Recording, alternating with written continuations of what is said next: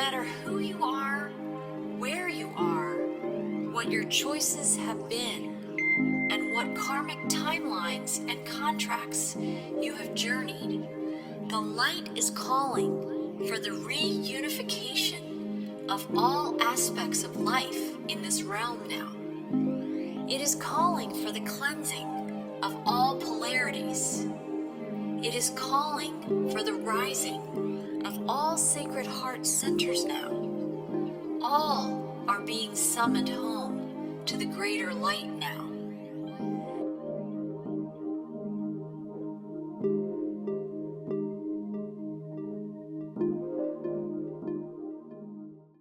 Hi, and welcome to Whole Soul Mastery's Live Well, Live Whole podcast series, where we inspire and empower wholeness and integration. I'm Marie Moeller, and I'm an author, a channel, and a host of these podcasts. And I'm back today with Paul Panzica to explore this adventure. I'd like to call it an adventure that we're on right now, Paul, because that helps to center us and to embrace the journeying we're all doing. But so yes, welcome to the adventure to our listeners. Thank you, Paul, for joining me today. And I'd like to hear just where you are, because there's so much change going on, and we're all having experiences of that change through our own lenses, our own perceptions, filters. And then there's a greater umbrella. I believe there's a greater plan that's guiding things, but boy, things are interesting out there and sometimes in here. I mean, sometimes in here, it can get really interesting. So please share a little bit where you are in those changes. Well, thank you first for inviting me back again. It's a pleasure to speak to you, of course. The last time we spoke was in October. Well, I think, and maybe around the fall, sometime around the fall, I think we did. And things have changed quite a bit since that last meeting. And you know, with all of the chaos that's happened in the world, and all of the let's say predictions and all of the experts throwing in their advice as to how this is all going to play out. I've learned this every single time, but I always get burned. You know, I always follow the pundits and the experts and those who are allegedly in the know, and it never turns out the way that the experts are predicting, or the enlightened people are predicting, so to speak. People that are getting the intel, the people that are sharing the information. We get all this information, we put it together, and we go, yeah, it didn't turn out the way that we all expected it to turn out. So I wrote an essay on this, and this was the last entry on my webpage regarding this.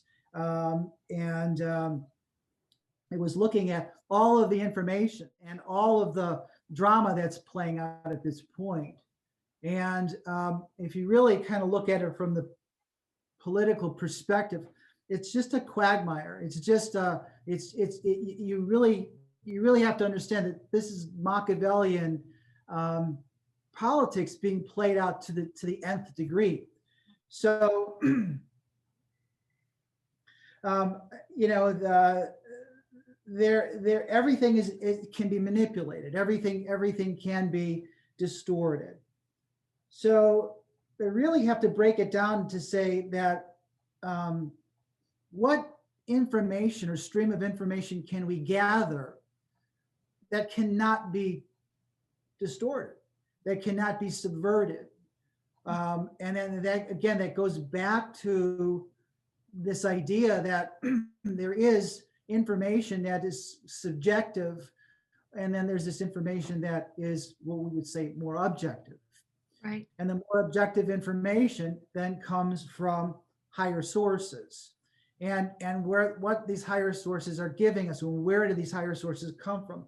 And for many people, this comes from through different portals. It comes through, in some instances, channeling or automatic writing, or visions or dreams, and all of those resources. And I have a number of people now that have come forward to speak to me directly, who have been patients of mine or been acquaintances of mine, who tell me they do exactly the same thing that you're doing now, that they have spirit guides and that they're giving them information. They're channeling information from higher resources. And you know, those higher resources and those higher sources are saying the same thing that you're saying. My visions are telling me the same thing that you've been saying all along, but my egotistical mind can't accept it. wait, how can this possibly manifest? So another source that, at least as far as we know, the deep state can't manipulate. I mean, they might try. I mean, certainly they seem to be manipulating timelines. That's a possibility with all of the technology they can develop. But I don't think what they can manipulate are the movements of the heavens. That's outside of their range of capabilities. So we still have the astrology to look at. And I have looked at it. Now, I fault myself because of this, because as we were moving towards certain dates, and as we were expecting certain transformations or transitions, all this amount of information was coming in as to how that would all play out. And we were looking at all kinds of scenarios that would have involved political intrigue and military maneuvers and, you know, dramatic events that would be punctuated by violent measures and all of these other things. And I was getting this information from many different sources, including people who read the charts, people who read the astrology. And, you know, we came to a focal point and it didn't happen. You know, it didn't happen. At least it didn't happen from our perspective. There might have been things going on behind the scenes, but it didn't happen. So what I did is I looked at the charts, and you can do this. It's an interesting thing to do. Is if an event happens and you're perplexed, one of the things that you can do is you can look at that date. And the date that in question that I had was January 20th. I'm like, what happened? Right? So when you look at it from a forensic perspective, when you look at it from what the energies were actually occurring on the day, it was not what everyone had predicted. It was clearly the signature of the day was clearly stated that there was no violence that was going to erupt on that day. There was no chaos that was going to erupt on that day. That there was something that was manifesting. And when you look at the chart, you know, originally when I look at these charts, the complexity of the charts, you know, if you're looking at all of the known bodies, the celestial bodies are there. It's like looking at a calculus problem. You look at it and you go, okay, that's the problem. But now I have to really put my head into this, and I really have to look at it, and I have to ask myself, you know, what does this all mean? And it takes a lot of meditation, a lot of contemplation, a lot of feeling your way through it. But what it showed, interestingly, on that date was exactly what we were told happened, which was that cooler heads prevailed, that certain plans were looked at and scrubbed, that there is a divine plan that is unfolding at its own pace, and that there's no reason to give up hope at this point, because this is the plan, this plan of transformation. And what it really invokes is something that I had said before, which was that we're going to be shown, and this is what the astrology is saying. This is not me saying this, because if it was me saying this, I'd say we're doomed. But I'm not saying that. What I'm saying is that the astrology is demonstrating to us, as this year unfolds, as the season unfolds, that there is this manifestation of justice, and there is this manifestation of divine justice, and that the salvation is coming from millions of different points, and that it's all coming together through the light that you keep talking about and other people keep talking about, and that is manifesting at its own cadence. But the charts continue to demonstrate this through the season, that this transformation is indeed occurring, and it's going to occur. You know, the way of the logos is not a way of violence. The way of the light is not a way of violence. It's occurring in a new way. It's occurring in a way that is ascended, and it's occurring in a way that will, as this thing ends or finally manifests itself out, and I have no idea how long that's going to last. It will demonstrate to all who's paying attention, who's engaged in this process, and that's virtually all of us now at this point, that there is justice to the universe, and there is justice in this world, and it will play out according to the rule of law. That's the way they're taking, and it's quite amazing to see it unfolding. So again, as I vacillate between optimism and pessimism is that I can see that there is this divine plan. It is manifesting. It's hard to do this or see this when you're in isolation from everybody else, but it does seem to be manifesting and playing itself out. So at least I wanted to share that from what I've discovered over the last few months.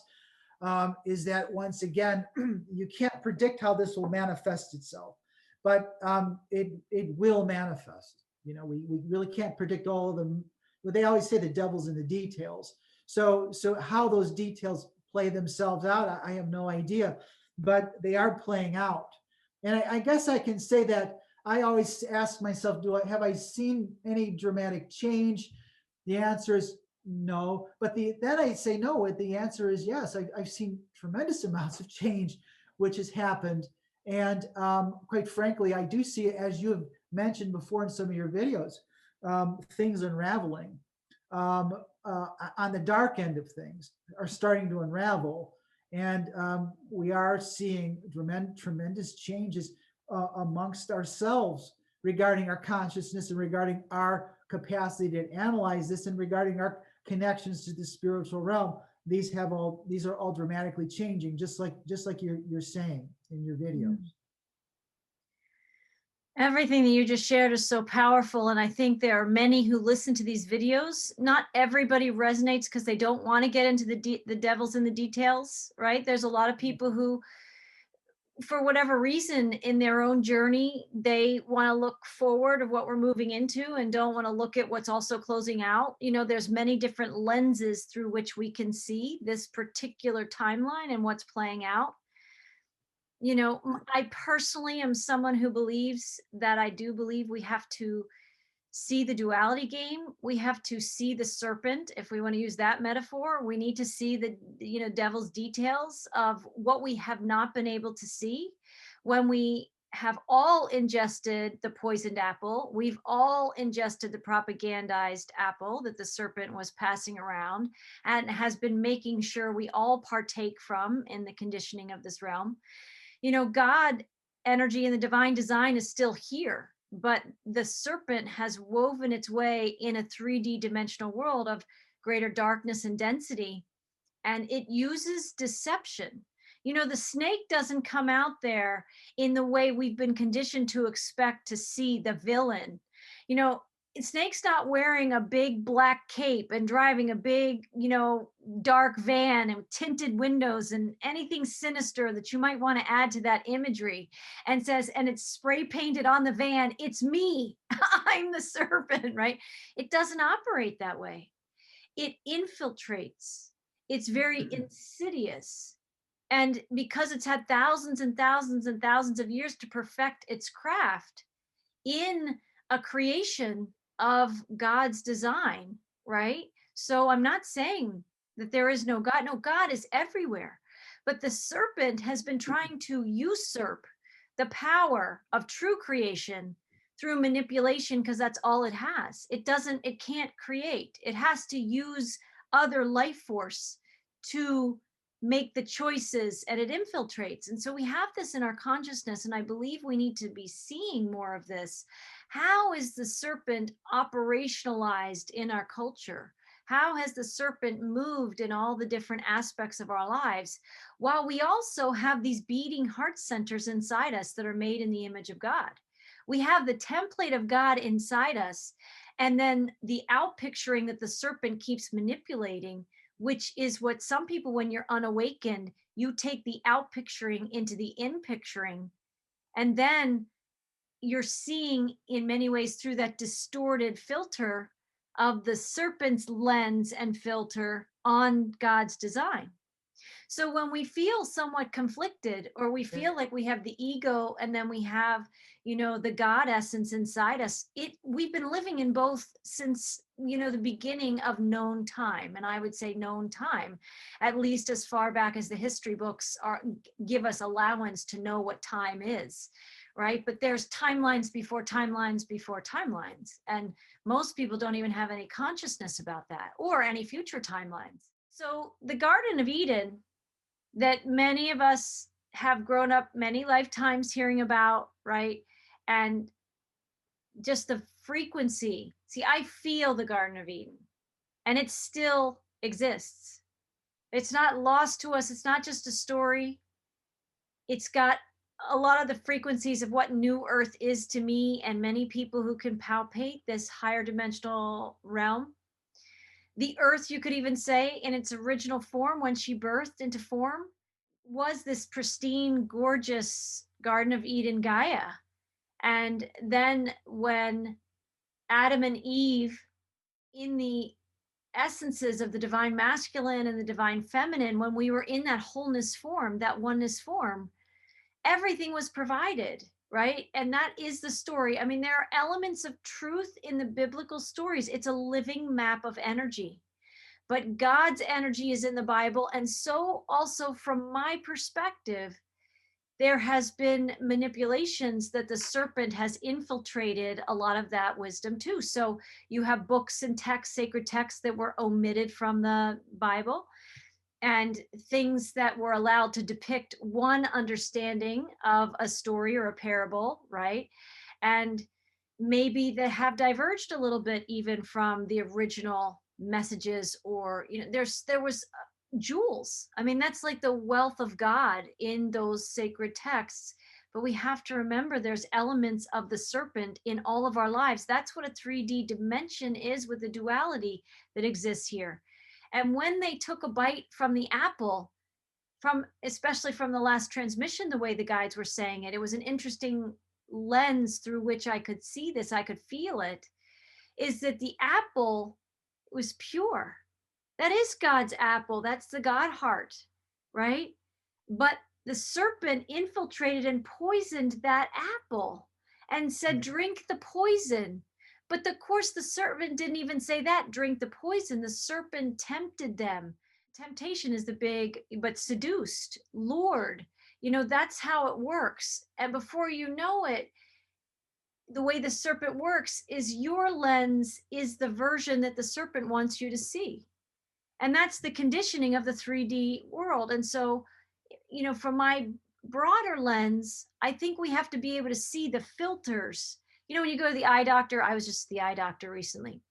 And when they put the different lenses and they put things, they do all kinds of things. So you could see what it would look like with that correction or that shade, and you get to see what that lens would look like to look through all the time. And I think our lives here have been like that. The serpent's been trying on all these lenses and then going back into the serpent's workshop to keep planting seeds of the vision that the serpent wants to manifest here. And if we don't wake up to some of that, infiltration is incredibly powerful, and deception is too. So there are many of us that are awake to that. And then we're also trying to reconcile having this higher vision, but also witnessing the lower vision, knowing that a lot of people are asleep with the poisoned apple energy all around us. when you try and talk to people who only understand the poisoned apples version of this planet, they look at you like you're crazy, that you've lost it, right? Because that's not their lens on this life, on the way things work here. And what I've come to understand is that it's been said in some circles that the people have to be shown to wake up, to see. They're going to have to see how the serpent really works. And that's what I think is becoming more visible. As also, which you could probably speak to the astrology is supporting greater illumination, right? We are Right. seeing things more transparently. And where all that's going on in our world that seems really crazy right now, it's just because it's at the surface level. It's been going on for centuries, but we couldn't see it, right? And I just Right. want to bring up one more point, because there's something in the Harry Potter films, you know, all these stories, the mythologies of these stories are messages for all of us, right? And there's, I can't remember, did you see the Harry Potter film series? I've seen all of them, but honestly, I probably can't tell you any of the details. I just was there with my children watching them. Oh yeah, well still, but it'll come back, because I don't remember all the details, but I remember the energies. And I think it's the basilisk one. It's the, which is a snake. Interestingly, how this is portrayed, but and how that basilisk worked and killed its victims or froze its victims. Do you remember the kids becoming stone or something?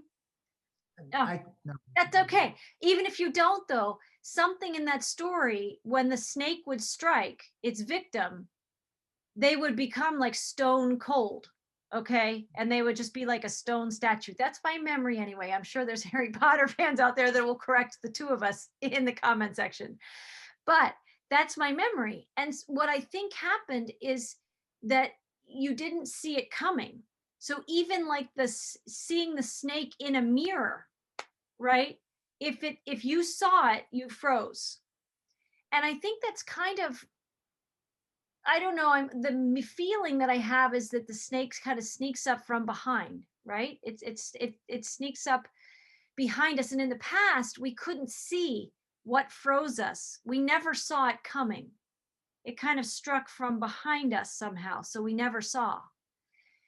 And they eventually decode that in the Harry Potter film. But now I think part of the God plan, the bigger plan, is that God's waking up his children. The Garden of Eden is activating again. Some of us are being called, I've been called to start reading more sacred texts. I haven't felt a call like that, not like this, my whole life. And just in the last few weeks, couple of months maybe, I've been feeling this nudging that's just getting stronger and stronger to either read more of the Bible, but maybe not even just the Bible, sacred texts where there's higher dimensional energy in the writings. And that might even be beyond channelings. There's a lot of channelings. I'm a channel, but I'm being called to go to something earlier, something, I don't know, maybe more like the Bible. I've also been called to the Keys of Enoch book. I've heard people mention it. I've just recently purchased it. It's very vibrationally rich in its content. I'm looking for a vibrational richness versus the flatness that sometimes, you know, and there's a lot of people talking about a lot of things, but I'm looking for where God's like living breath, the God breath is alive in the writings, right? Where the energy is living again. And I'm saying a lot of things here, and I want to give you a chance to respond, but there's a lot to what's happening is where we're feeling the bifurcation of worlds. We're feeling the new earth. We're also feeling very profoundly the old earth, the old paradigm, the serpent's reign and God's reign. And there is this bifurcation right now. And I think where I feel like some people who kind of know more of what's been happening through these cycles of time and centuries of time in this 3D matrix anyway, some of us have woken up and we're more, I don't know, I'd say immune, but we have a stronger spiritual constitution, and the poison of the propaganda and the apple, the poisoned apple, isn't as effective on us. So maybe as kids, we bought into this world a little bit, but there's a point of awakening that comes back because we still are a God being. And we know this, and we know that something about this realm isn't quite right. And then there are people who, well-meaning people, many well-meaning people, but the serpents, the atmosphere of the propaganda is so thick and so strong, like a smog, that that's the air that they're breathing in all day, and it's creating their vision, and that's the outpicturing that they're seeing.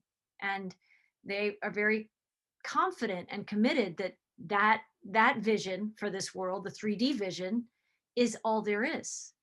So, and we're, those of us who are sensitive are tuned into energy. If nothing else, we're feeling the collective go through this process where we're holding both, seeing both, witnessing both, experiencing both. And it's a lot. It's a lot to hold.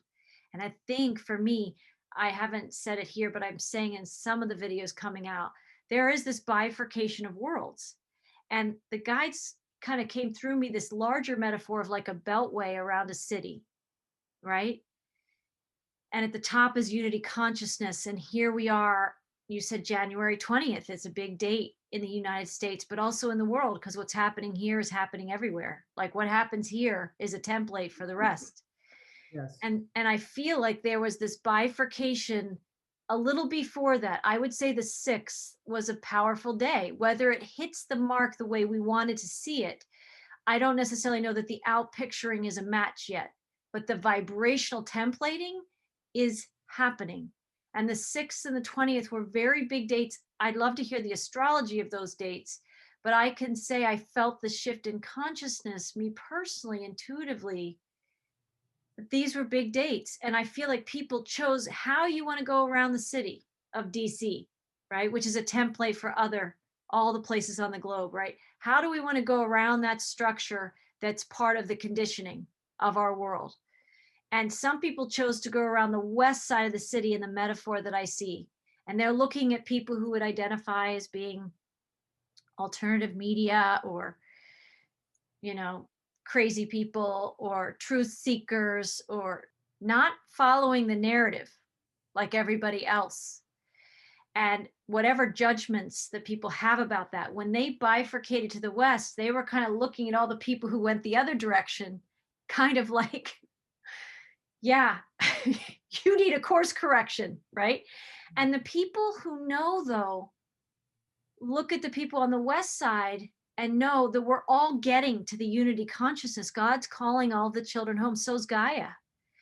But I think we're going to have the paths to get there. And I think if you haven't woken up to the duality game, that's just the language that I've come to use.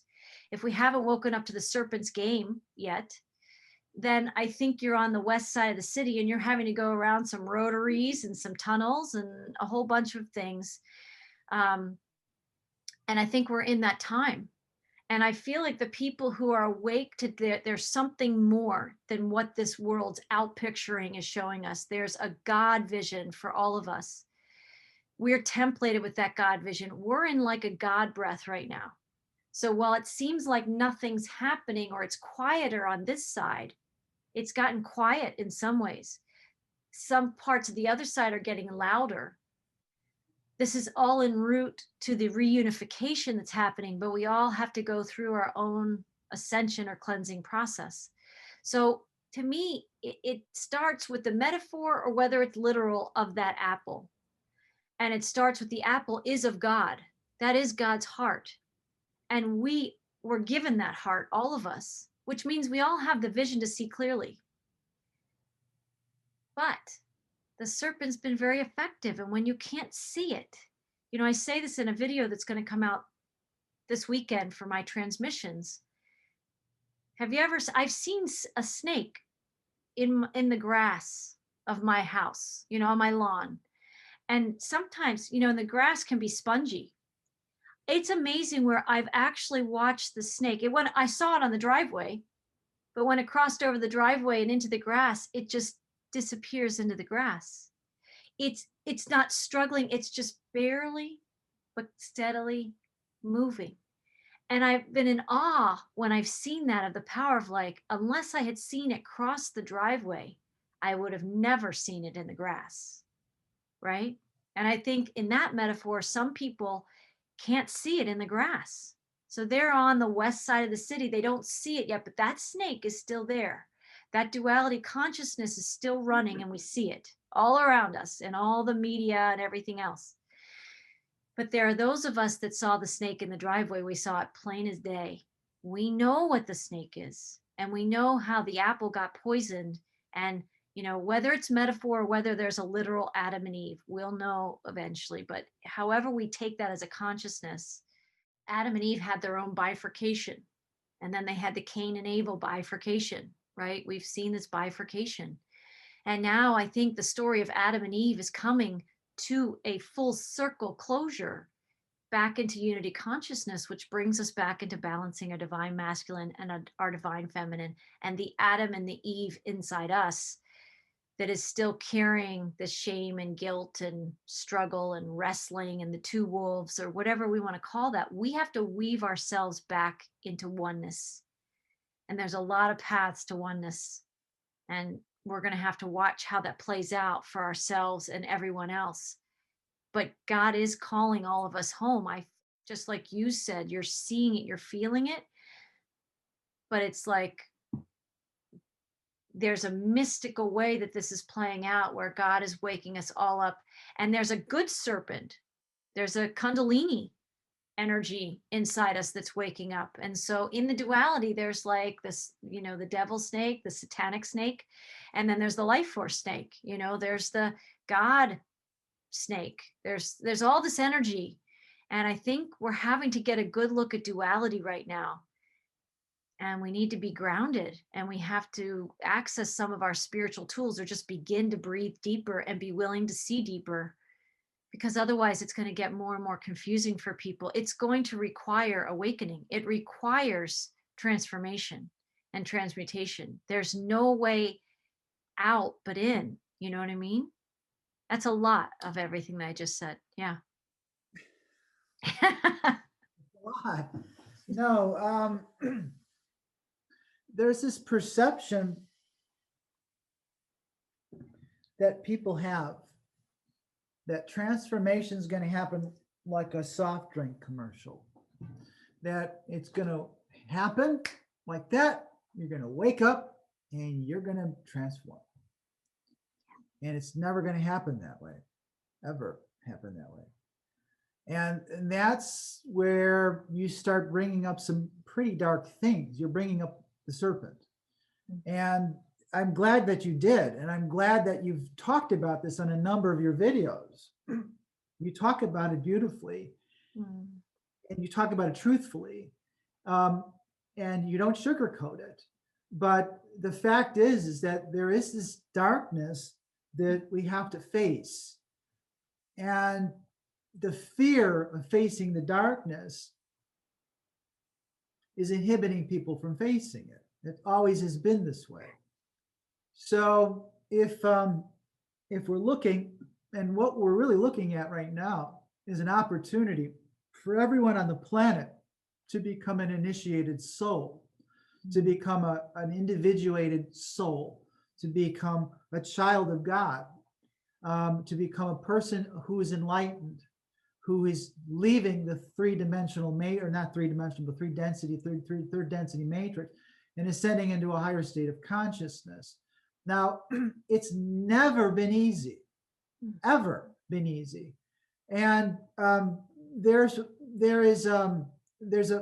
pathway that inevitably everyone has to take, and if you don't face up to what that pathway is, you won't ascend, and no one can do it for you. So when all of this started, and I would say going back to right after the elections and going into the year 2021, a lot of people were elated. I've never felt that way. I felt the opposite. I felt that I've evoked the 23rd Psalm many times in many different ways. It's what it feels like. I'm walking through the valley of the shadow of death. I know it's ahead. And as Woody Guthrie's saying, no one else can walk it for you. You must walk it for yourself.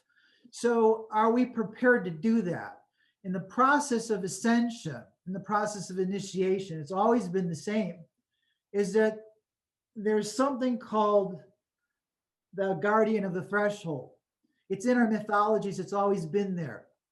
So there's the guardian of the threshold is a dragon. Wow. Guardian of a threshold is a serpent or some adversarial beast. Now, you can look at serpents in different ways. There are good serpents and there's not so good serpents. In Western mythology, in our psyche, our soul's mythology, the dragons have always been adversarial beasts. They've always held the heroes back or held people back from crossing a threshold. Now, other chimeral beasts or entities, chimeras, the major one is the Sphinx. Does the same function. It's an unholy or unnatural energy or being that will not allow you to cross a certain threshold. And if you go to ancient Egypt or the ancient world, the roads are and the monuments are just loaded with these threshold guardians. And these threshold guardians are keeping you in a lower perspective of consciousness. And if you look at the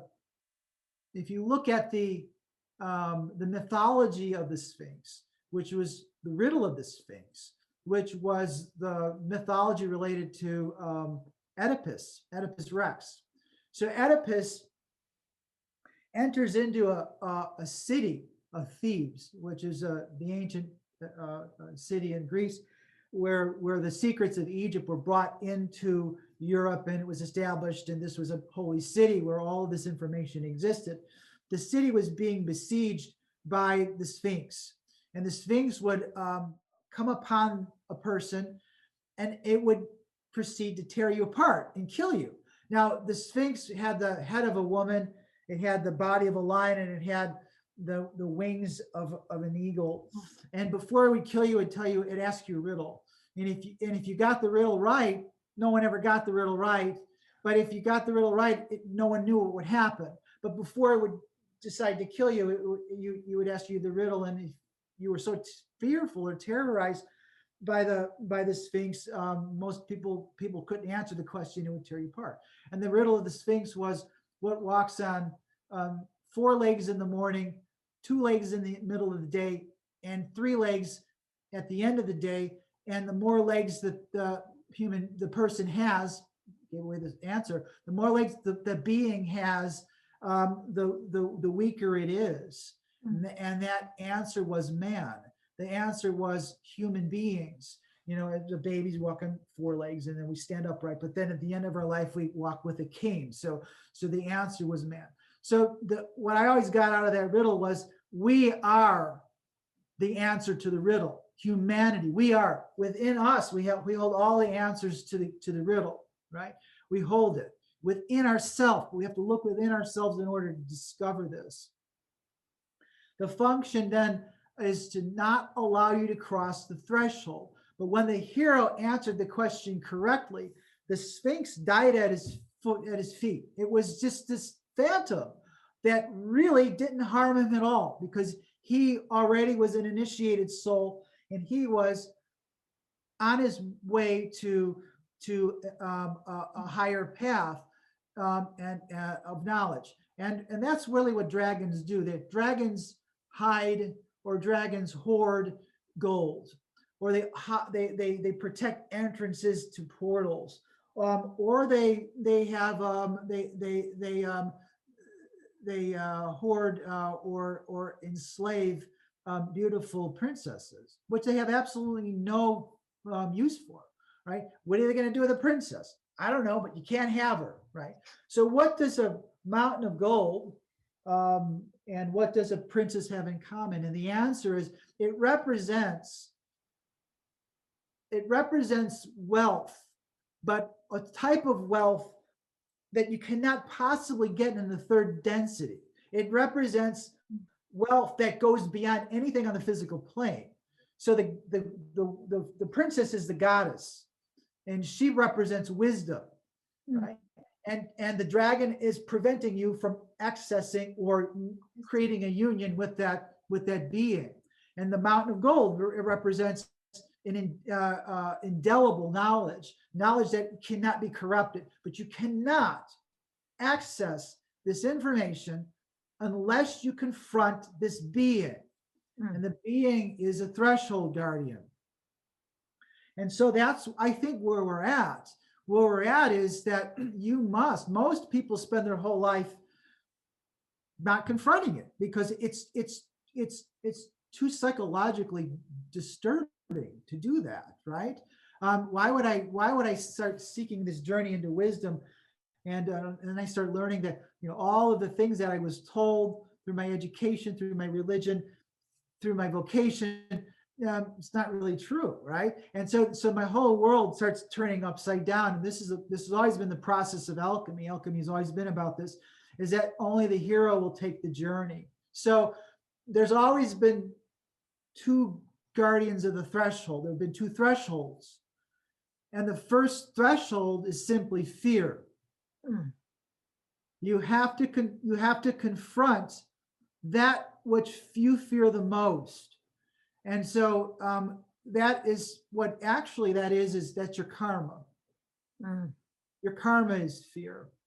So if you've never faced the summation of all of your disappointments, the summation of all of your transgressions, the summation of all your shortcomings, which is compiled over sequential lifetimes, then you can't move forward. And I think that the astrology is telling me with a vengeance, there is nowhere to run anymore. You will eventually be forced to face it. Whether you willingly or unwillingly care to go through this process, the astrology, and I don't know how this is going to happen, but the astrology is suggesting that that's exactly what we must do and what we will be forced to do. Now, I don't know the details of how that was going to happen, but that's what I'm kind of struggling with a little bit, or I'm trying to come to understand or come to grips with, is that we do need to overcome this fear. We do need to face our karma, which is part of the process of ascending. We have to do all of these things. And then if you can do that, you've ascended to a certain degree, but you're not where you have to go yet. There's a second threshold that a second guardian that you have to face. And that's the part that no one ever got. I mean, I've talked to so many people that have ascended or in the process of ascending. And when you face your fear, and when you redeemed your karma, when the karma no longer, when you're no longer on that wheel anymore, and when karma no longer holds any power over you, then you're asked, what are you going to do with this energy? What are you going to do with this power? Because you have now ascended into a higher dimensional realm. So the question is what will you do with it? So many people have this power, have this energy, have this new direction, or this newfound energy. And they say, I'm going to empower myself. And I am going to be a player. I'm not going to get played anymore. I'm going to be a player now. And guess what? I just went from Abel to Cain, just like you had talked about in your last lecture. I am now going to be not a victim. I'm going to be a victimizer, because I know that I have this power, and I am going to be part of, I can be a practicing occultist if I want to, a ritualistic occultist if I want to do, or join some organization that amasses power and influence. Because through the process of living our lives for the last many, many years, since Adam and Eve, so let's say that was the last 10,000 years since we were forced to leave Atlantis, or the garden of the ascended consciousness, which we have been forced to leave. We've been playing this game forever, and that's why we have such a beautiful and important story that that you bring up again in the creational mythology. That there's Abel, who was favored by God, and then there was Cain, who is jealous. And so he was more conniving and more manipulative, and he kills Abel. And then he's asked, where's your brother? Right? And he says, am I my brother's keeper? Guess what that defines? It defines life in a linear and confrontational and competitive, egotistical separation consciousness is now justified. Yes. Yes. And that happened. That crime has been perpetuated throughout the ages. And we're at the point now where we have to ascend out of it. Now, everyone has to face their fear. And that's not enough. The next stage, and I don't know how would I explain this. There's a second threshold. So the first guardian of the threshold, or the first threshold, you reach a guardian. It could be a dragon. It is a draconian-like energy. And if you face your fear, you've passed it. The second question or the next question that will be given or you'll be asked is, what are you going to do with the energy? Most people say, I want it for my own, and I'm going to do what I think is best for it, and I'm going to empower myself. People have been doing this now for 10,000 years or longer. But who's asking you the question? The second guardian is asking you the question. And it's called the greater guardian. He's the greater guardian of the threshold versus the lesser guardian of the threshold. Oh, wow. The greater guardian of the threshold says, you have this energy of this power. What will you do with it? So you have a choice. You can take all of that energy, all of that power, and you can put it on an altar, and you can sacrifice it for the greater good of mankind. Or you can utilize it for your own gain. So as it turns out, there was a third son of Adam and Eve. Wow. Yeah. I always used to ask this in class. I used to do some adult education classes, and I would always say, how many sons or how many children did Adam and Eve have? And everyone said Cain and Abel. I'd say, there's a third son. What's his name? And everyone would go, I don't know, because it's in Genesis, and his name is Seth. And so Seth is the third son, and it's said that the lineage of Seth were the children who came to know God.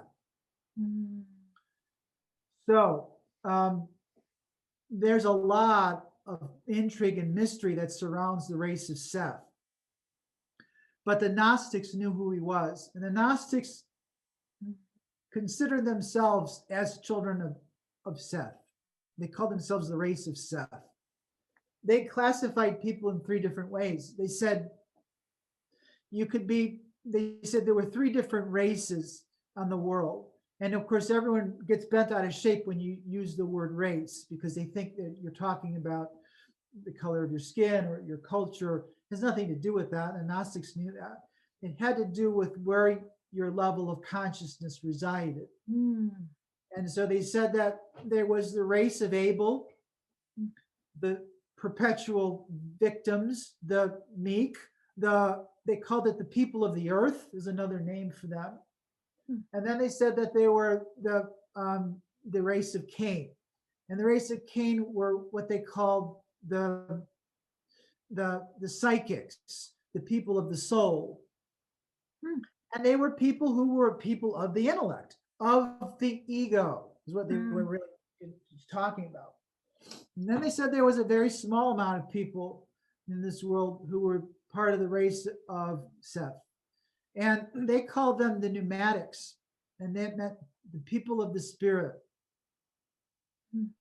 And they were the ones who came to know God, right? And so the Gnostics felt that they, in their religion, if you want to call it a religion, their religion was not based on belief. Their religion was based on knowledge, experienced directly through events that was gained directly through experience. Now, so they were not people of belief. They called themselves Gnostics, which means knowers. Knowers. And they were people who had knowledge of the inner self or knowledge of the heart. Unfortunately, every single time this took a foothold in human existence, there was a genocide against it. And we're right again on another rebirth of all of this. And we really have to ask ourselves, is there a genocide that's being waged against it? The answer is absolutely. It may manifest, maybe it won't manifest, I don't know. But the people, what we come to realize is that why are we doing this? You know, I mean, the way that it's explained is that the greater guardian of the threshold does not allow anyone to pass that threshold. The lesser guardian of the threshold allows you to pass the threshold. You've passed the portal or the doorway or the barrier or the gate that held you back because of your fear. Now you're fearless to a certain degree. You don't have any fear. Now you're asked, what are you going to do with this power? What are you going to do with this energy? How many people would take all of that that they gained, put it on an altar and sacrifice it? What are you sacrificing it? And again, you're sacrificing it for the greater good of humanity. So it turns out that those who take the lower path, who start to empower themselves, who start doing all kinds of really cool things and mysterious things and practicing magic and, you know, all these other things, they're not empowering themselves. What they're doing is they're bringing everyone else down while they have this illusion of empowering themselves. The ascension of the earth is exactly that. It's the ascension of the earth. So if we were to look at this in another way, when Jesus told us how to pray, he said that he gives us the Lord's Prayer, and in that prayer, he's invoking this idea of heaven and earth merging together. The heaven is, the earth is ascending into the heavenly realms, right? And he meant this in Mass. He meant this in Mass, that all of it would ascend. All of it. Into the heavenly realms, right? All of it. But if you are using magical principles for personal impulses or egotistical reasons, you're holding a everyone back. workaround to get through that second portal. That's the workaround. Well, the second portal, as the second portal is that we're told that if the guardian of the second portal will not allow you to pass through it. And what comes to mind is, my burden is light and my yoke is sweet. He's going to ask you to wear this yoke. And you're not going to do this. He's not going to even ask you to do it. You are going to be compelled to do it, because you'll realize that there's been this being all along who's carried us to this point, and that you're being asked to join this being in this struggle, now that we see what's happening, to help to free humanity. And there's only one path, and that path is in the presence of this greater guardian. And no one is going to ascend past it until everyone ascends past it. That's what we learn through this experience. So the serpent, is in us. I know you've mentioned this, but the serpent exists within us. And we can look outside of ourselves and say, well, there's the serpent and there's the devil, but we also have to develop the courage to look within ourselves. And what we have to do is we have to redeem the serpent. And that part of this process, which is ego, the serpent is ego, Right. is redeeming the ego. And that is, I think, what this whole process is about. Now it's coming with a vengeance, and it's coming in like biblical proportions, and it's coming through hardship. But that's really where we're going. And I can see a lot of people feeling that we're on the verge of a new birth or a new awakening, where we're going to be asking, we'll be begging for the privilege of putting the yoke around our neck and participating in this task, which is really becoming the only task worth doing, which is the redemption of all of us. And Yes. we can only redeem ourselves through the redemption of ourself. We redeem the world and everyone else around us. That might just have been one of the best, not just explanations, but consciousnessations, if that can be a word, right? It's beyond an explanation. It's not from the mind, it's from the heart and the soul of the integration work that you've done to uncover these greater stories that are a part of our story individually and collectively.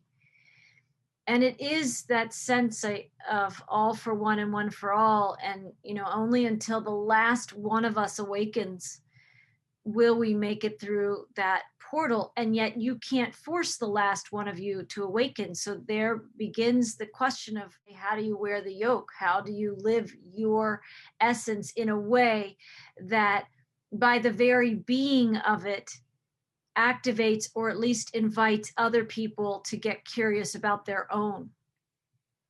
And I think this is also part of the greater alchemy we're seeing in some of us, right? Because it's easy to get caught up. You can see people, we don't have to name any names, but and this could have been me another lifetime. So what I'm talking about, it was all of us. It's all of us. We've gotten to that second portal, and we have chosen somehow choice points that empower us or position us, right? Or raise us up in some way.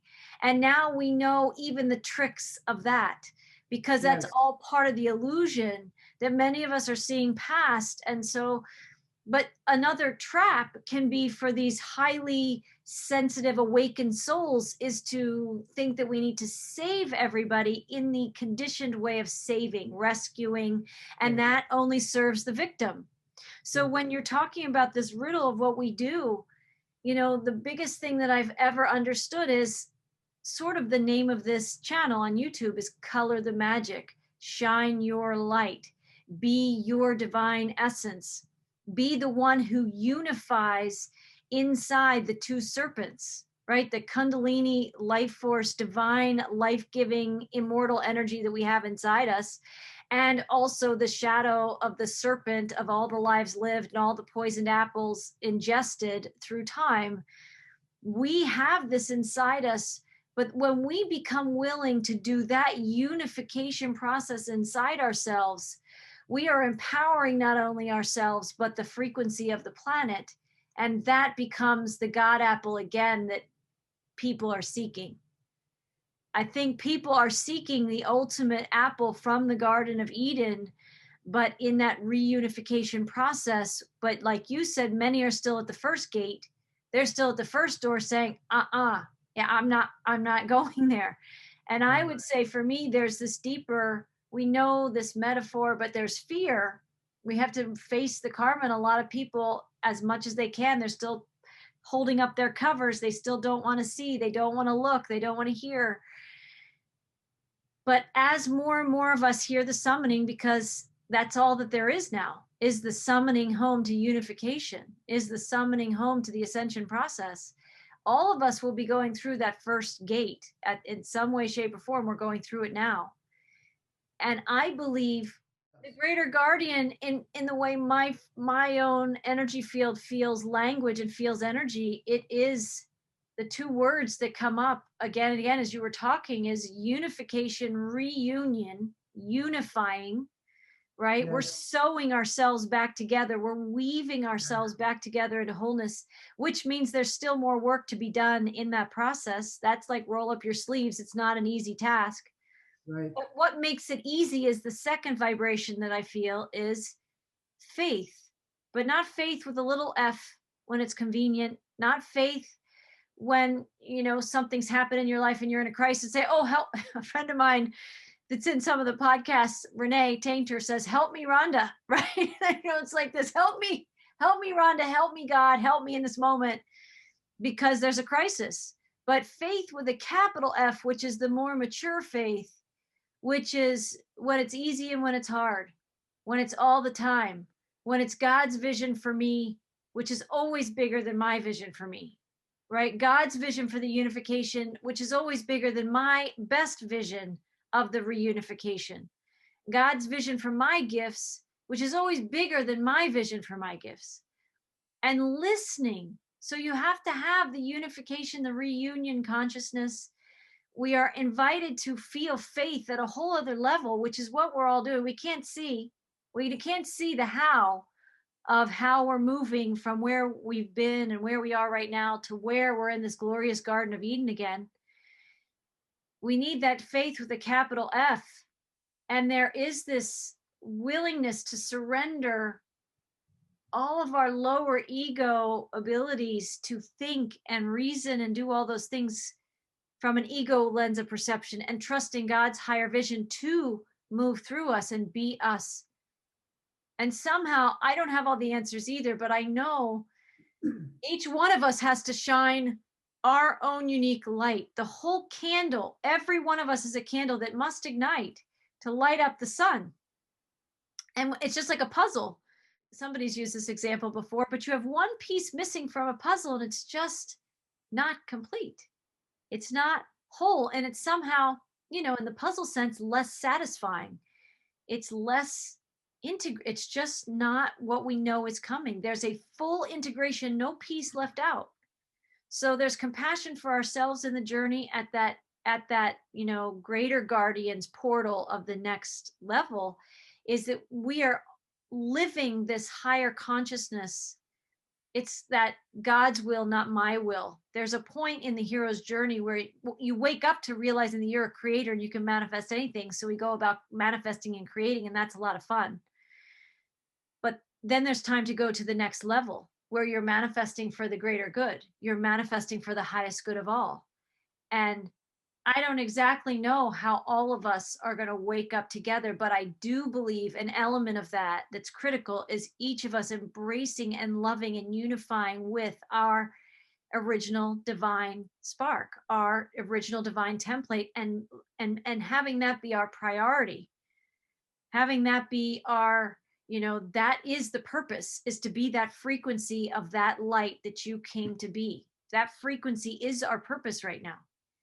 And when we turn away from the darkness, that is, in the language you've given me today, which is wonderful, is we're turning away from that greater guardian's invitation, and the task before us is to unify with the guardian, unify with God itself, unify with Gaia, and unifying at this holistic level, and all in the cosmos, the beings in the cosmos, physical and non-physical realms. This is the greatest show in the universe because they're watching people make the choice of union and reunion and oneness again, to stand as siblings and cousins and family to the greater cosmos. And we are in this purification process, but trying to turn away from it is giving into the fear, which prevents people going through the first door. So by those of us that can be speakers and messengers and voices of having already been through some of that alchemy, we've already been through some of those challenges. And now when other challenges like that come up, I call in my tool bag. I call in my toolkit. I have the repertoire of skills that I use then. So things about fear don't rattle my vibrational field very much anymore. It's this deeper lesson now that I think where a lot of us are, is how do we participate in the unification with ourselves and with everyone else when it can still look scary and dark out there, when it can look like the serpent outside of us is winning. We have to know the God within that is always and eternally victorious. So the light has already won. It's unifying with that and then listening for how your frequency wants to not only embody that, but to emit that vibration as all spins and all these timelines converge. And it seems pretty wild on our world right now. It's like the inner visioning for a different out picturing of a new world. And it's going to take all of us visioning that together to manifest it into form out of the darkness that we've been living in. And so I just have known that you can't turn away from the darkness. And the reason I transcended some of my previous avatar challenges, if you want to call it that, or the hero's journey challenges, I've done my fair share of trying to go around it, go under it, rise above it.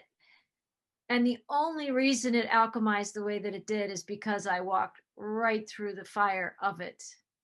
And that is what alchemy is. And when you do that enough times, we're built for this. We're designed to go through these things. Right. And every one of us has to contribute what that unique essence is that we are now, to empower the people facing those heroes tasks for the first time and the lesser guardian, and also to keep going to strengthen the union with the greater guardian and the union with this portal and the union with God, with the faith and the unification and the surrendering, God's will, God's vision for me more than my vision for me. Yeah. So there's this idea that, and Dolores Cannon talked about this. You've talked about it. Rudolf Steiner talked about it a lot. I remember reading at the beginning. I read Rudolf Steiner. I went, where is he coming from with some of this stuff?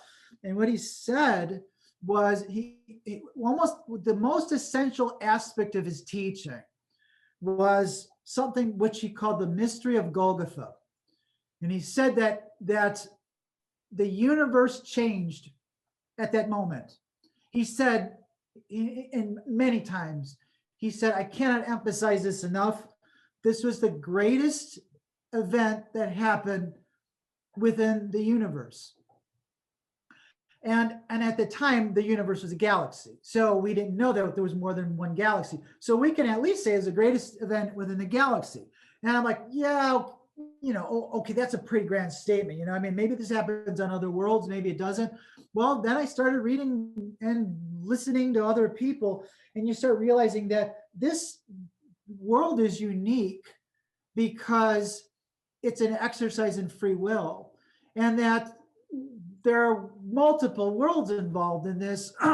And once they start getting involved in this, they're karmically entangled to the outcome. In fact, so much is now focused on what's happening on this world that it is the greatest event from everything that I can see that is happening right now in the galaxy, because what happens here affects everything else. So what they did here, I think it was after the disastrous, events of the Atlantean experience, which didn't go very well. No.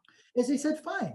They said, okay, what we're going to do is we're going to create, at least within your mind, we're going to create a void and in that void, God doesn't exist.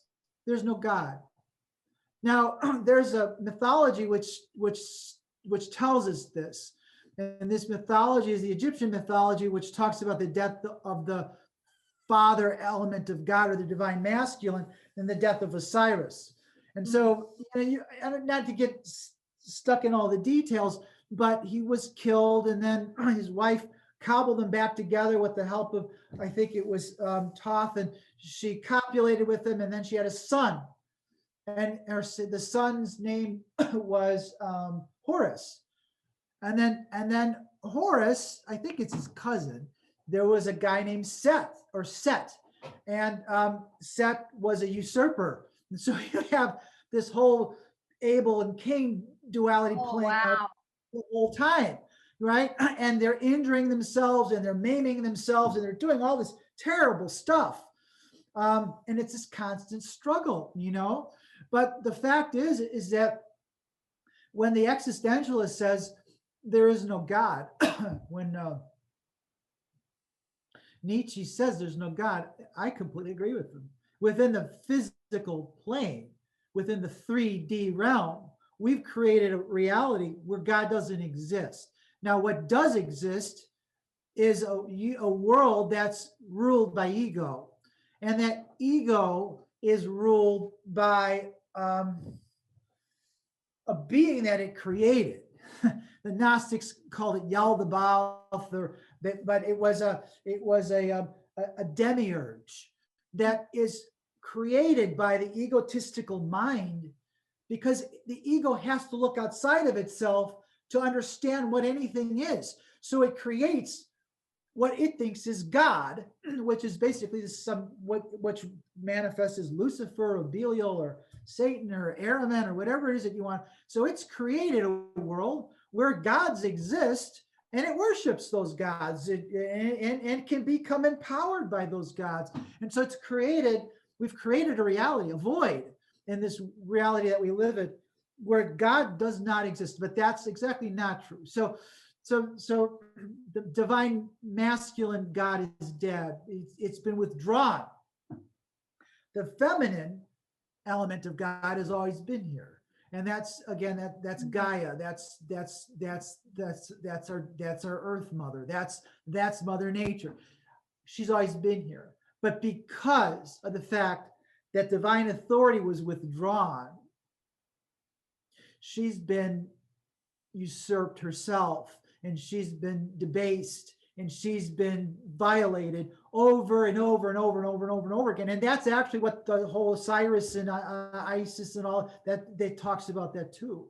So now we have this world where there is no divine authority anymore, and we've created these artificial gods and constructs, and chaos is reigning, and hierarchy is ruling, you know, and draconian energy is controlling all of these things. And now we're at the point where we're trying to get out of it. Now, the interesting part is that the initiates of the mystery call themselves the children, we'll say the children of the widow. Oh. And the widow is Mother Nature. She's the divine goddess. She's never left us. So what we're starting to realize now, and I think that the vision is coming to fruition, is that we have to bring the Heavenly Father back into the realm through ourself. The divine masculine comes back through us into this realm. And we have to channel that energy. And I talked about this before in the last lecture about channeling the heroic impulses within us. Yes. It's interesting that the greater guardian of the threshold is as I have experienced it, is what I call the true king. He's just an archetype. We can look at it as an archetype.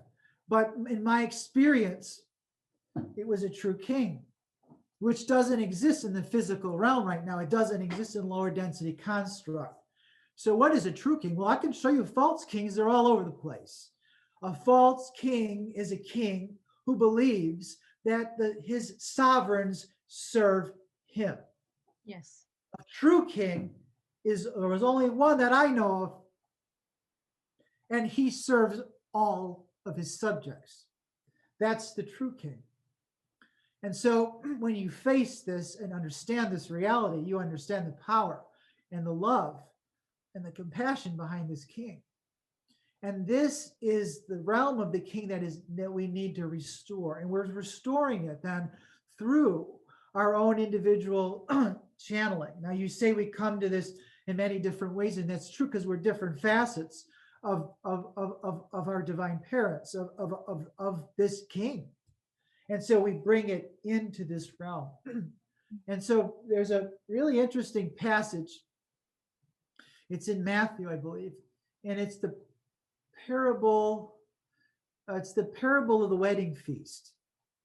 And in the story, there was this king, and his son was getting married, and so he called on all of his most devout and coveted and loyal subjects to come to his son's wedding. And he sent out his messengers, and they heard the message, and they said, "We're too busy. We're not coming. It's just another wedding. Forget it. I'm not coming." So they came back and they said, "I'm so sorry, sire, but no one's coming." And he went, "What? I asked them to come." So he says, "No, go back out there again and tell them that I am asking them, you need to come to my son's wedding." So they went back out there again, and the messengers this time were abused, and some of them were killed. So they came back, and he told them the story. He says, "Wow." He says, "Okay." He says, "Go out and tell everybody. Everybody is invited to this wedding. They're all invited to this wedding."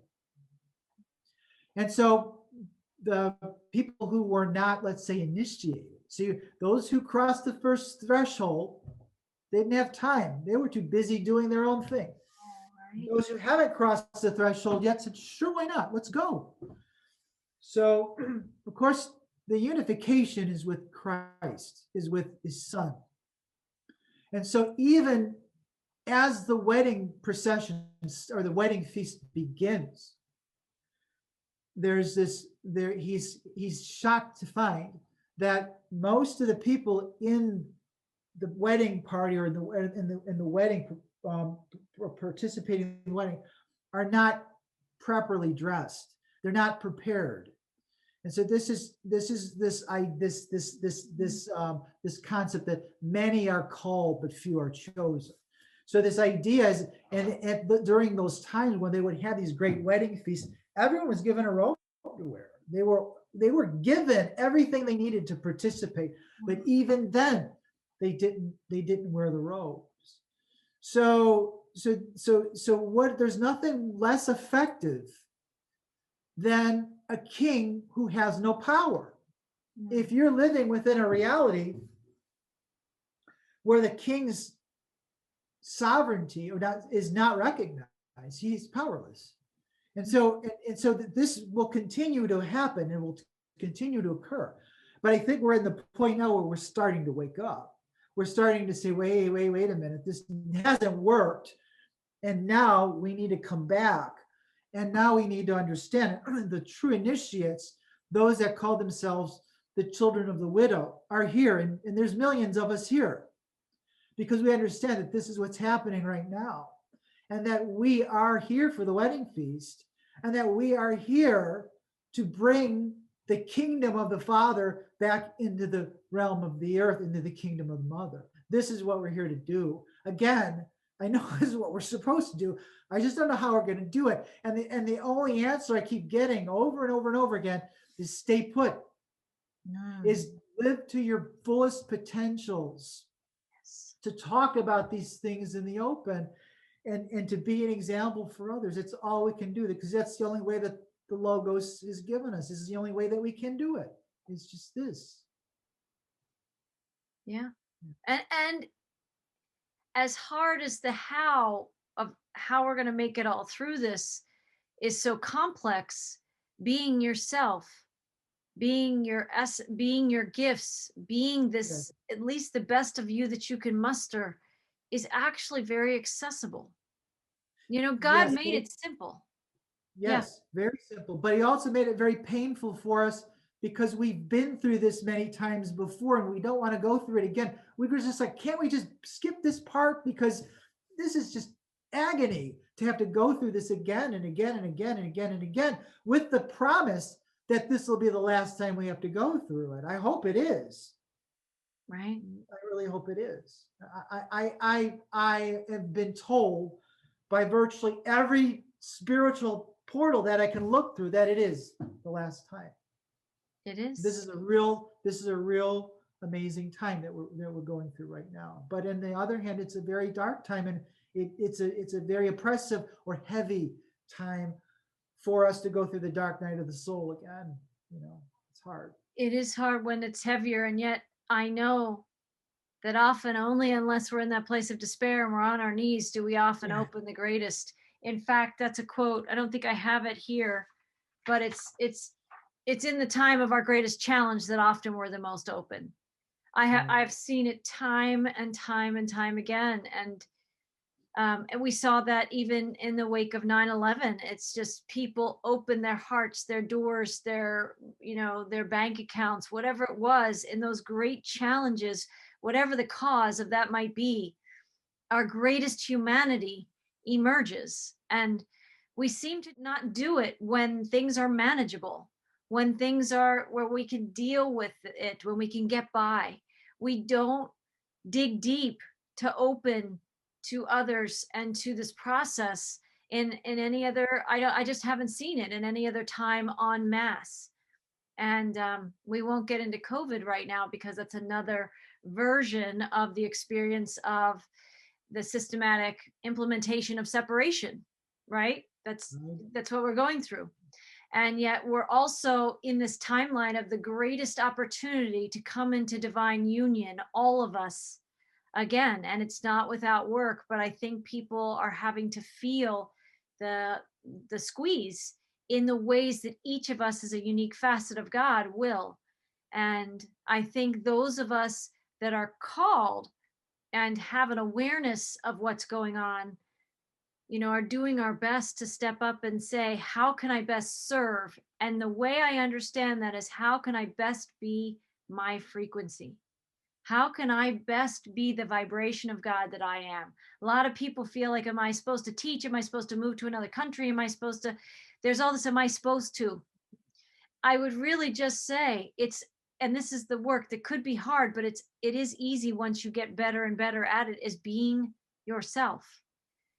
Honoring what's true for you, saying things that are uncomfortable. If we're talking about the serpent, and it makes, and for some people that's very uncomfortable language. There's other people that are speaking about things that I listen to sometimes on podcasts, and I get uncomfortable. We all have our unique discomforts and triggers of like, okay, I'm open to this, but let's not talk about this. And I witnessed that come up in myself of like, it's just hard. And then I work with myself and I listen for what is mine to do about that energy. And we're listening for our frequency. We're listening for what our light is called to do at this time. And when we're unifying with that, with our frequency, with our light, we are alchemizing the change that's necessary, because it might not even be the thing we become because of that. It's in our willingness to unite that we draw the greatest strength and we transmute the greatest energy. That's in the point of surrender. And the surrender is so many things, but it's also the laying down of the ego, that the ego would know anything about what this process is really about. Right. And it's powerful. It is a powerful experience. And I think we're going through deeper and deeper layers of it. The best thing we can have is the don't know mind and a heart full of faith. If we could do more of that, all the instructions through energy will come to us. And for some people, that's just a foreign language right now, right? That's just foreign to some people, that the guidance will be there if we let go, because fear is at the door. Yeah, absolutely. So that's really interesting that you mentioned that. So there's a large part of this is redemption, and we're redempting an element within us that is Luciferic. So this is kind of where the duality of good and evil manifests, but sometimes we can look at this duality that plays out as good and evil as just two polarities of evil. And then where what we need to do, instead of siding with one side or the other is to come right in the middle and Yes. balance those energies out. Yes. So there's no coincidence that Jesus was crucified between two other crosses. And that's the symbology of that. He's the center point. He's this neutrality. There were three crosses and he was in the center. And there was two crosses on each, one cross on each side. And in the mythology that we have of the event, there was one redemptive person and one unredemptive person. Wow. And in that, we talk about the good thief, is that at that moment, or during that time, that the person who had committed transgressions, who said that, the one person was deriding Jesus, and saying, if you're the savior, get us off this cross, who the heck are you, and then the other person was saying he did no wrong. He doesn't deserve to have this as we deserve it, and he's the one who asks the savior to remember him in heaven, right? So that's very powerful. And so there was an element within ego that recognized something greater than what it was. And so that element of ego, they talk about it in certain esoteric communities or circles, is that's Luciferic to a certain degree. And so they actually talk to this day right now about they call it the redemption of Lucifer, is that and all it entails is that it's at the moment when we realize that part of our ego, which thought it was superior and thought it knew everything, realizes it knows nothing, and that there's a power that's greater than itself. Yes.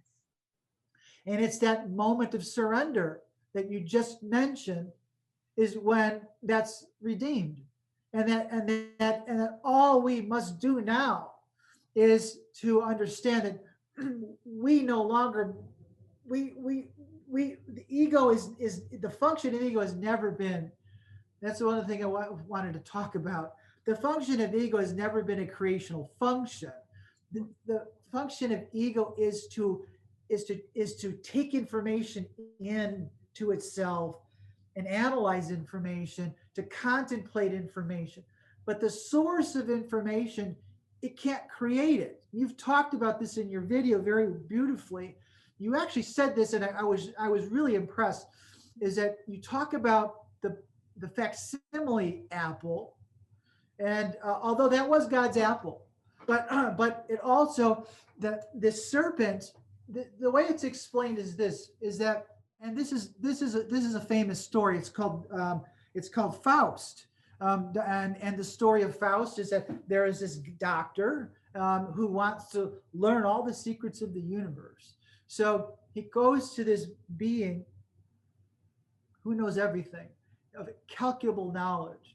The being's name is Mephistopheles. And that's one of the archetypal demonic or evil beings, Mephistopheles, devil. Right? And so he asks Mephistopheles all these questions, and Mephistopheles just knows it, spits it all out, right? It's encyclopedic genius, encyclopedic knowledge. It knows everything. Now, for some reason, somewhere along the line, we got tangled up, and we were twisted around through propaganda, through coercion, through abuse, through all kinds of things, to emulate the intelligence of Mephistopheles. Not only are we supposed to emulate the intelligence of Mephistopheles, we're supposed to be able to possess it, which we are literally incapable of doing. We can't do it, right? So if I give you, this is what we struggle with in medical school all the time, trying to remember facts when you should never ever be held to remembering facts. You should just be able to talk about things conceptually, how things work, what's the concept behind things, not the minutiae details. That makes no sense to remember those things. They shift every few years. It's stupid. We should never be working on it. But the point is that what we emulate and what people are walking around today trying to emulate is Mephistopheles, right? So we can hold the power of Mephistopheles in our hands with little artificial devices. We're plugged into a grid that Mephistopheles has created. The esoteric people saw this 100 years ago, and they said, this will be satanic. This will be what they called Ahrimanic. This will be the rise of this energy, this entity. And why are we being held to this standard? It's inhuman. It's an inhuman standard. So we're emulating, not only are we emulating, but we're coveting this energy. We're coveting this energy. And we are trying to hold each other to these standards. You need to know all this information. Well, I don't have it. I can't possibly know it. Well, you need to know it. So, okay, now you need this device.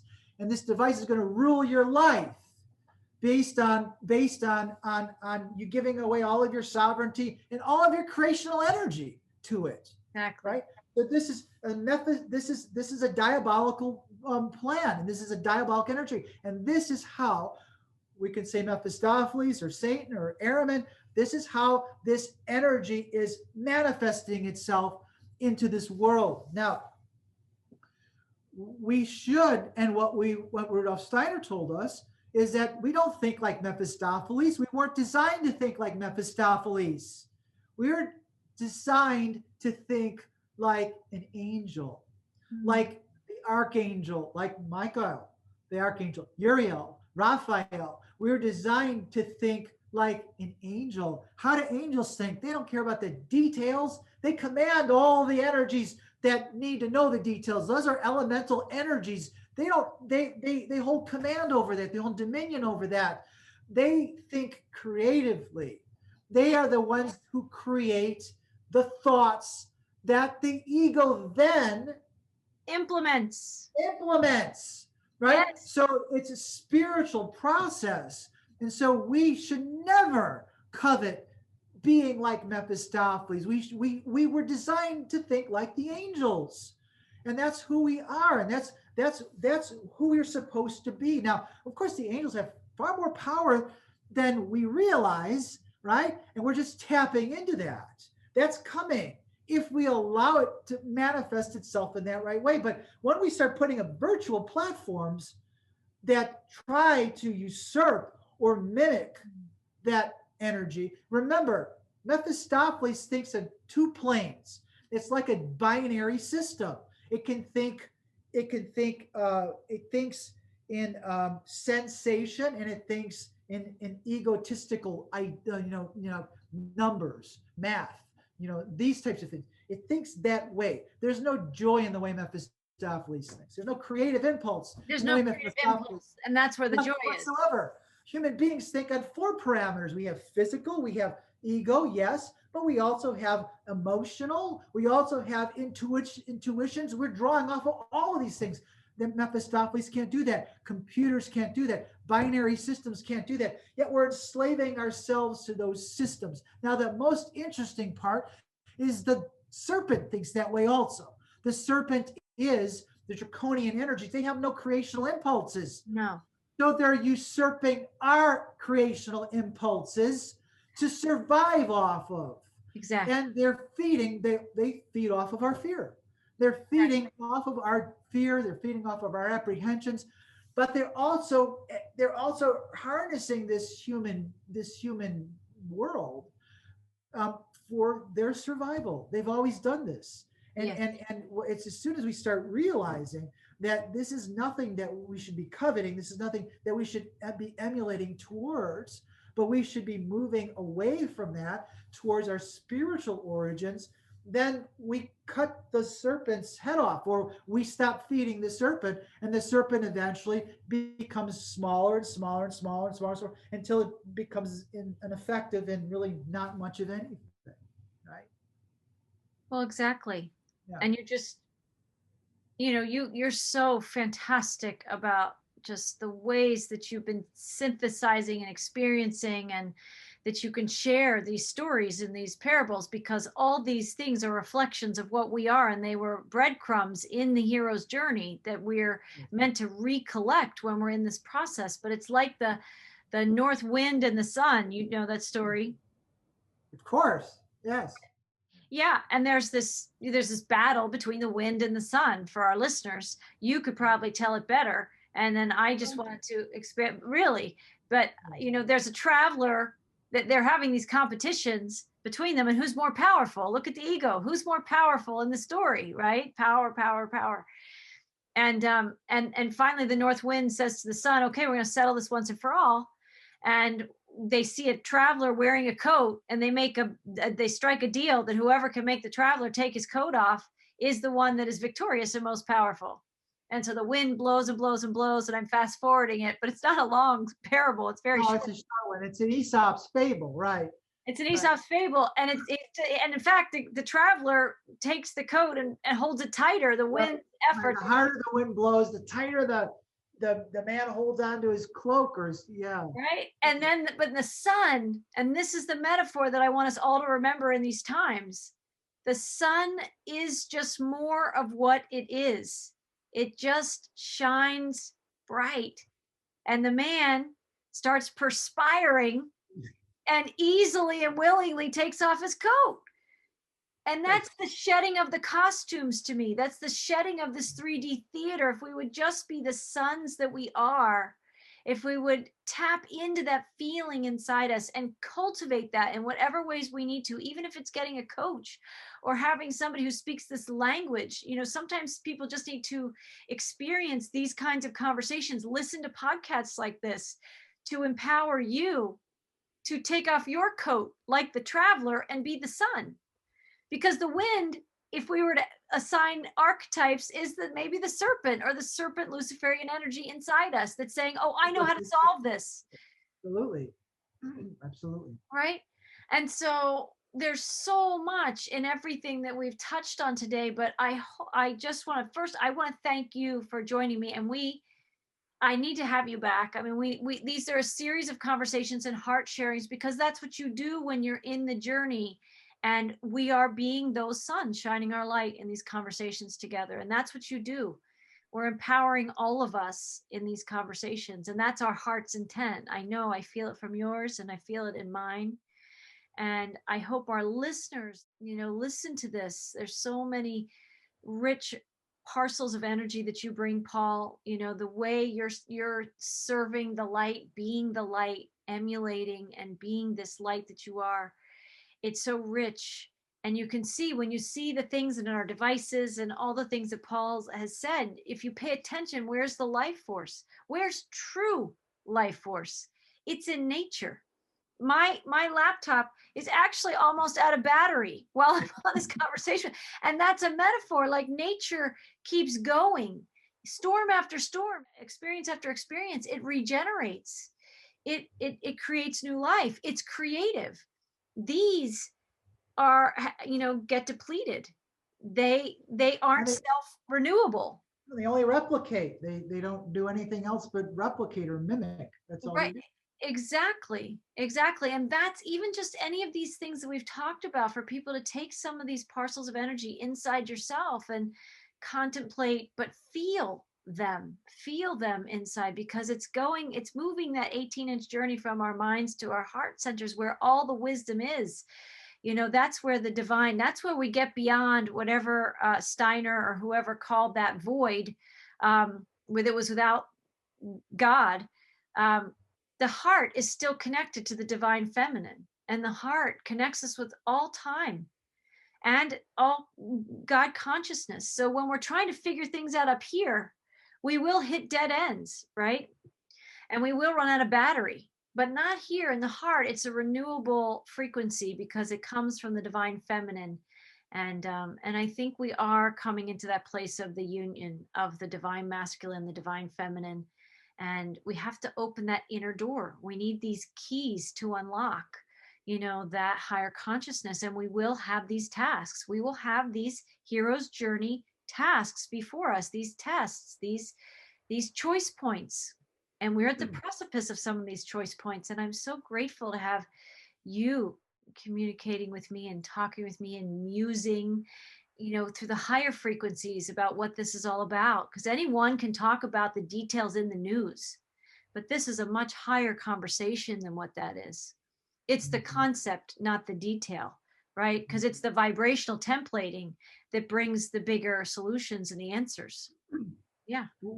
We're being asked to find the still point, and in this process we're learning how to reverse the flow. And what I mean by that is that one of my visions I had, and it was one of my first visions. It was a very profound vision. It was a dream, and in the dream I was asking for. I literally petitioned the spiritual realm before I went to sleep. I said, just once, give me an answer here. Throw me a bone. I'm confused. I don't know what's going on. I was at a point in my life where I was at crossroads, and so I got the vision, all right, but it had nothing to do with what I was struggling with. I just looked at this thing and I went, that's the answer. This, and it was a really profound alchemical vision. And the vision had I'm not going to go through all the details of it. I'll talk about it at some point.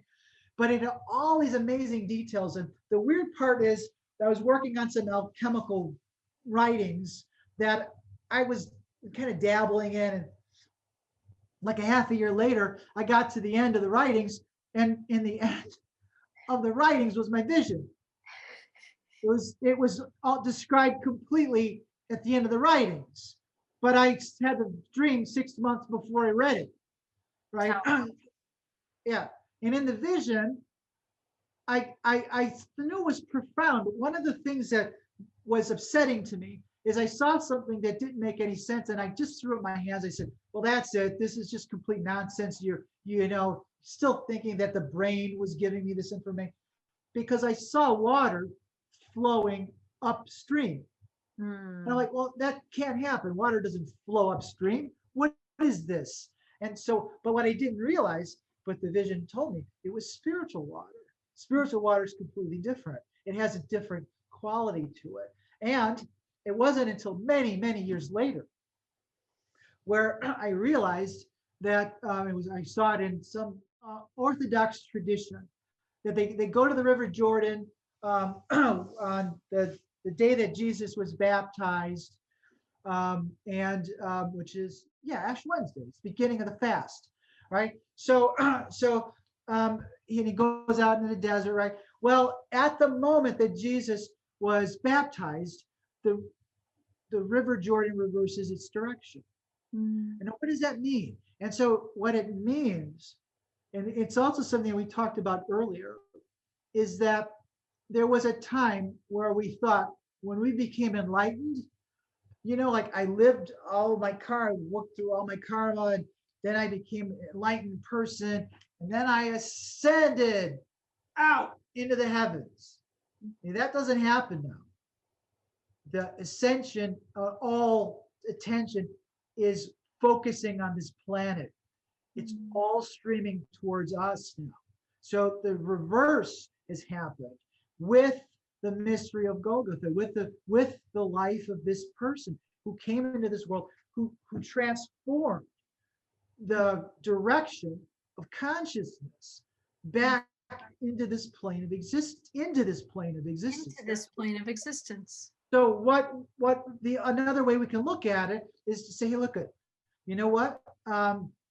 We need to be receptive. Just like you said, we need to allow the heart to lead us, because the heart is the vehicle for spiritual consciousness. Yes. And if the heart leads us, we're reversing the flow of information, that we can now draw the spiritual information within us. Yes. And as long as the ego doesn't interfere and get into the way, ego is receptive to that. This is what the philosopher would strive for. Philosopher means a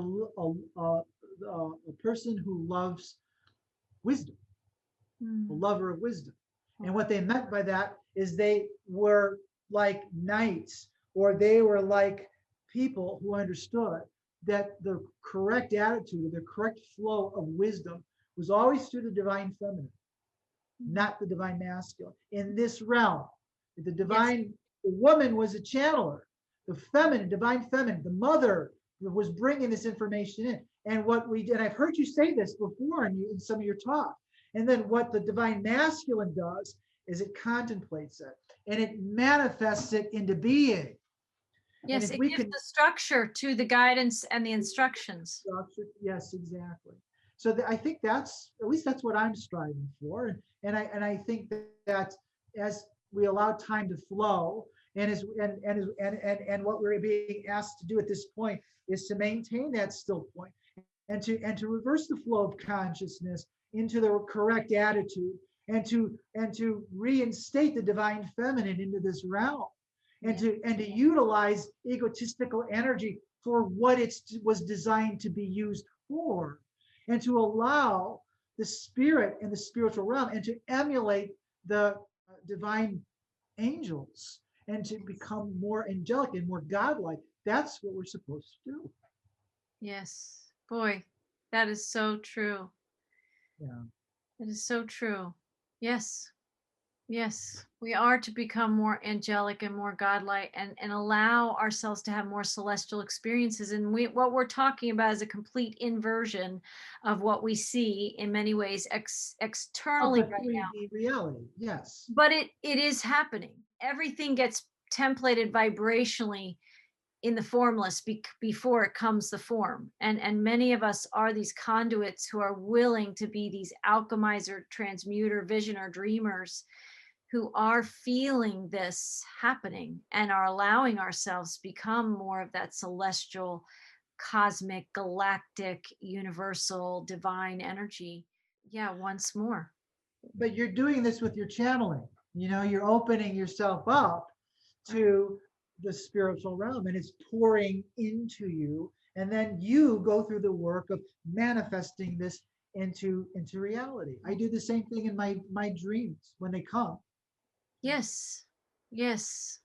Well, thank you. I mean, I just want to thank you. I could bathe in this forever, because this is the foreverness of us. This is our infinite nature, to be inquisitive and to be, tapping into these life-giving, renewable energies of the mother, of the feminine frequencies, versus the tiring, depleting energies, the bankrupting, if you might even say, energies of this linear masculine, distorted masculine coded energy.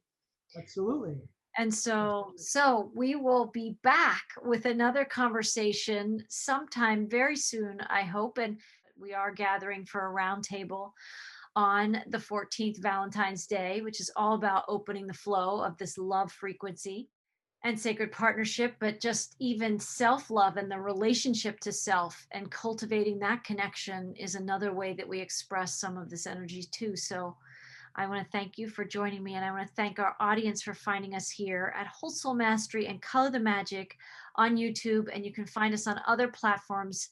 Search for Whole Soul Mastery. And I'm just so blessed to be a part of this growing community of light seekers, of those who are willing to take that journey into our heart centers and learn to listen differently for the subtler vibrations of the universal language that lives inside our hearts and inside us as the living light. And so until next time, blessings, everyone. Blessings. Yeah. Thank you, Paul.